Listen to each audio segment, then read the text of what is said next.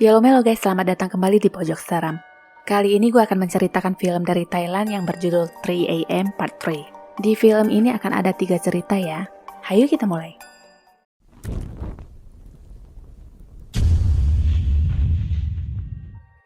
Cerita pertama berjudul Expressway.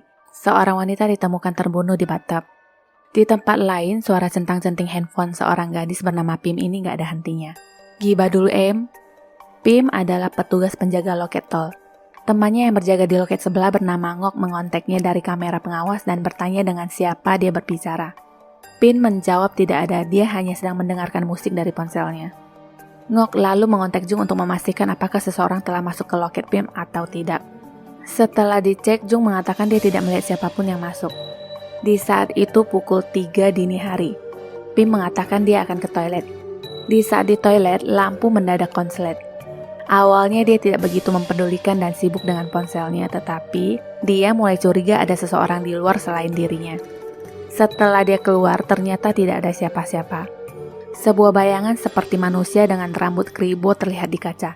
Setelah dihampiri, sebuah bungkusan besar menimpanya dan ada manusia di dalamnya dengan luka-luka dan sosok aneh itu menghilang setelah lampu kembali padam.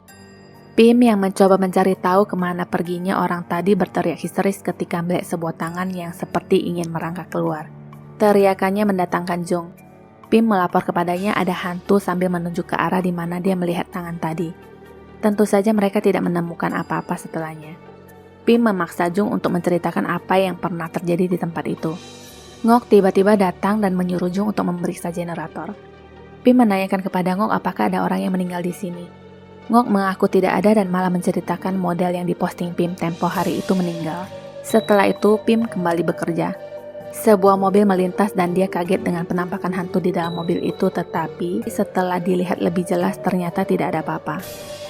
Mengingat omongan Ngok tadi, dia pun segera mengecek di sosmed tentang model yang ditemukan meninggal itu dan melihat gambar di mana mayatnya terbungkus cover jenazah. Di saat dia mengalihkan pandangannya ke jalan, sesuatu tergeletak di jalan yang lebih terlihat sebagai mayat yang dibungkus. Pim bertanya kepada Jung apakah dia juga melihatnya. Saat dia menoleh ke Jung, sepertinya Jung lagi sibuk dengan kerjaannya dan tidak mendengar pertanyaannya tadi. Pim kembali menoleh ke jalanan dan kini mayat itu dalam posisi berdiri. Mayat itu semakin mendekat dan kini persis di depan mata Pim. Teriakan suara melengking Kim itu sampai di telinga Jung. Dia pun berlari ketakutan sambil berkata ada hantu. Di saat dia melihat ke samping, pocong itu sudah duduk manis di atas loket. Jung tidak melihat apa-apa, Pim tetap kekeh ada hantu dan kabur. Ngok menyuruh Jung untuk kembali ke loket sedangkan dia akan melapor kepada polisi jalan raya.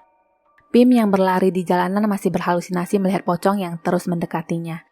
Entah apa yang membuatnya terdiam dan melihat ke belakang yang akhirnya pocong itu merangkak keluar dari bungkusannya dan hilang. Baru aja bisa bernafas sedikit, pocong itu sudah duduk di sebelah dan menghentak-hentakan kaki sambil melihat ke arah Pim. Ija, garukin kaki gue napa? Kaki gue gatal-gatal enak gimana gitu? Nginjak tai kebo lu ya? Hantu itu bernama Fafa. Diceritakan kembali, Fafa ini adalah seorang model. Jadi waktu itu dia berkendara bersama seorang lelaki yang sedang tidur di sampingnya. Saat ingin membayar, dia mencoba mengambil dompet di dashboard samping depan. Adegan itu direkam oleh Pim dari arah loketnya dan diupload di story akunnya. Setelah itu berita itu menjadi viral dan orang-orang mulai mengatakan hal yang negatif tentangnya seperti di awal cerita. Tidak hanya itu, bahkan video itu menimbulkan kesalahpahaman yang merubah nasibnya di mana dia bertengkar hebat dengan pacarnya yang mengakibatkan dia terbunuh. Hantu itu kini ingin membalas dendam. Di saat dia berteriak, Pim yang ketakutan lari dan tertabrak oleh mobil yang sedang melaju. Setelah melapor ke polisi, Ngok menghampiri Jung dan memintanya untuk mencari Pim sementara dia yang akan menggantikan Jung untuk berjaga. Ternyata Pim selamat dari kecelakaan itu dan ditemukan oleh Jung. Dia pun melapor kepada Ngok bahwa Pim sudah ditemukan. Di saat Pim digendong oleh Jung, dia bertanya kembali pernahkah ada terjadi kecelakaan di jalan tol itu. Jung mengatakan tidak pernah. Lalu dia bertanya, adakah hantu di dunia ini? Di tempat lain, Ngok dihubungi polisi yang melaporkan kecelakaan di jalan tol dan meminta bantuan. Sedangkan Jung terus berjalan dengan membawa Pim sambil berbincang. Jung mengatakan hantu itu tidak ada, sedangkan di tol polisi sedang membungkus mayat hasil tabrak lari.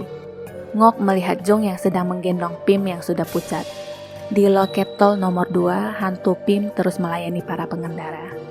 Tamat. Cerita kedua, One Night Stand. Sebuah lukisan diberikan seorang gadis bernama Oil kepada mantan pacarnya Tan untuk dilakukan perbaikan. Ed, teman mereka, menghampiri dan bertanya tentang arti lukisan itu. Judulnya Nepenthes dari Odyssey. Oil menceritakan Helen menerima Nepenthes dari Ratu Mesir. Setelah dia kehilangan kekasihnya dalam perang Troya, sesuatu yang memberi ketenangan disebut obat ajaib yang menyembuhkan kesepian. Ed bertanya jika lukisan itu diperbaiki apakah akan sama? Oil menjawab tergantung siapa yang memperbaikinya. Tan datang dan menjawab tidak akan sama. Hampir tapi tidak sama. Jawaban yang penuh arti antara menunjukkan pendapat terhadap lukisan atau hubungan pribadi. Sendiri dan kesepian tidaklah menakutkan, tetapi berada di tengah orang-orang dan merasa kesepian itu yang menakutkan.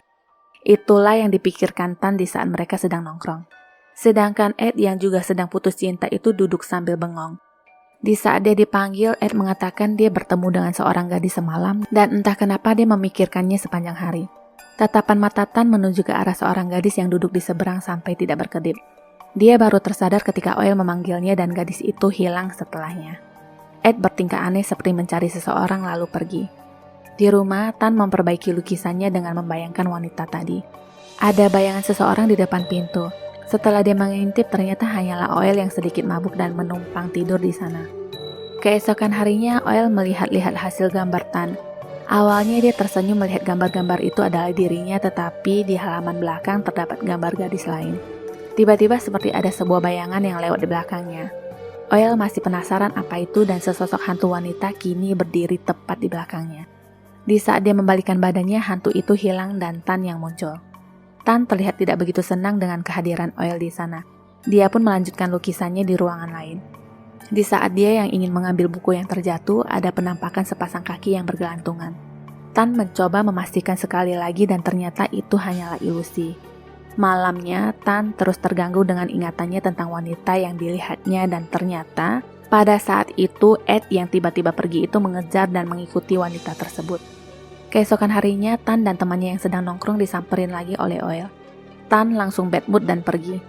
Jim menanyakan Oil apakah tidak lelah mengejar Tan padahal mereka sudah putus 6 bulan yang lalu. Oil mengaku lebih takut sendirian.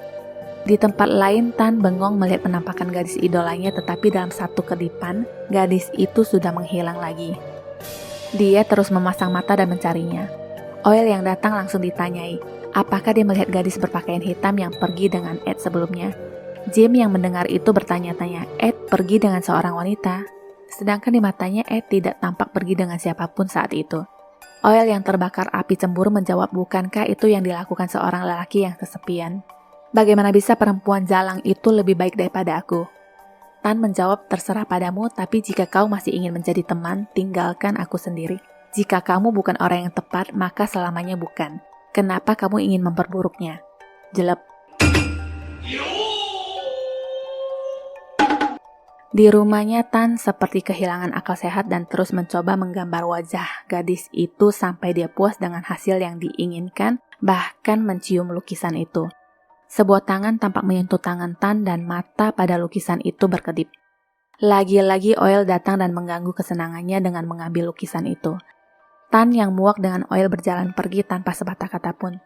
Di ruangan itu dipenuhi dengan gambar gadis itu dan di saat Oil yang mengibaskan lukisan yang dipegangnya itu, sesosok hantu dengan muka yang mengerikan itu menampakkan diri padanya. Lukisan-lukisan gadis itu bahkan menempel di atas plafon rumah. Di tempat lain, Tan akhirnya bertemu dengan gadis misterius itu dan minum dari gelas yang sama lalu berlanjut ke tempat sang gadis. Tempat yang minim cahaya dan dia mengaku sudah lama tinggal sendirian di sana. Di tempat lain, Oil mencoba menyusul Tan dengan pelacak ponselnya. Gadis misterius itu berkata sesuatu yang memberikan ketenangan menggunakan dirinya sebagai umpan dan mangsa mati dengan mudah. Otaknya masih bekerja tetapi tubuh mati secara bertahap. Aku pikir itu menarik dan orang-orang di masa lalu percaya itu sambil memegang pahatan. Dia juga berkata jika kau minum dari Nepenthes, itu akan menghilangkan kesedihan dan kesepian. Tanpa ragu Tan pun meminumnya dari pot bunga dan perempuan itu tiba-tiba menghilang. Di luar, Oil mencoba menghubungi Tan berkali-kali tetapi Tan malah mematikan ponselnya. Di rumah itu, Tan berjalan masuk ke sebuah ruangan yang dimana terdapat akuarium besar dengan tanaman di dalamnya. Setelah dilihat lebih dekat, ada seorang pria dan itu adalah Ed. Wajah perempuan itu kini berubah menjadi hantu. Di saat Tan masih syok melihat wajah cantiknya itu, sebuah tangan memegang lehernya, tetapi di saat dia berbalik, tangan itu hilang. Tan ingin segera pergi, tapi hantu itu sudah berdiri di depan. Oil memberanikan masuk ke tempat itu tepat di pukul 3 dini hari. Tempat yang tadinya normal kini menjadi kumuh ditambah hantu perempuan yang berdiri nempel di tembok. Gambaran tentang lukisan Nepenthes diterima pertama kali, penjelasan tentang gambar sampai dengan pertengkaran dan apa yang sudah dilalui beberapa hari ini muncul semua. Hantu itu bagaikan tanaman liar yang menggunakan akarnya untuk menjerat mangsa. Selangkah lagi Oil sudah berada di dalam dan Tan terbangun dari mimpinya. Tan melihat kembali hasil karyanya yang menggambar Oil di bukunya. Seekor kupu-kupu ngepak-ngepakin sayap di depan mukanya. Tiba-tiba lampu mati dan Tan sudah berada di dalam akuarium tanaman sambil dihinggapi oleh kupu-kupu. Jadi ini lebih seperti badan Tan yang sebenarnya masih di tempat perempuan itu, tapi dia bermimpi berada di kamarnya. Jadi situasinya yang terbalik. Oil yang menemukannya di dalam hanya bisa menangis. Sari-sari yang dihasilkan mangsanya itulah yang dinikmati oleh hantu perempuan ini. Tidak peduli berapa orang yang lewat, berapa malam, kesepian masih ada di dalam dan aku harus mulai lagi dan lagi. Begitulah yang dikatakan dan dilakukan perempuan setan kupu-kupu malam ini tiap hari. Mencari perjaka ting-ting yang putus cinta hanya untuk meminum sarinya guna mengobati rasa kesepiannya. Tamat. Cerita ketiga, TV Direct. Di sebuah studio, beberapa orang masih tampak sibuk syuting. Listrik yang agak konslet menyulut emosi sutradara yang bernama Sam. Seorang nenek berpakaian nyentrik tiba-tiba berubah menjadi tengkorak. Setelah beberapa hal yang tidak sesuai dengan keinginan Sam, dia pun hengkang dari sana. Sebuah alat fitness bergerak sendiri dan mengundang perhatian seorang kru bernama Tom yang sedang membolos di tempat lain. Dia pun menyalakan kamera ponselnya dan mengarahkan ke belakang. Kamera mulai mengambil fokus dan sesosok hantu itu sudah memasang gaya terbaiknya. Masalah nggak selesai-selesai. Lampu sorot itu kembali berkedip dan di atas lantai 2, si nenek pemilik gedung tampak memperhatikan mereka dari atas. Tom disuruh memeriksa ke atas. Awalnya dia menolak, tapi mau gak mau dia naik juga. Dalam pengerjaan itu, seseorang tampak berjalan mendekatinya.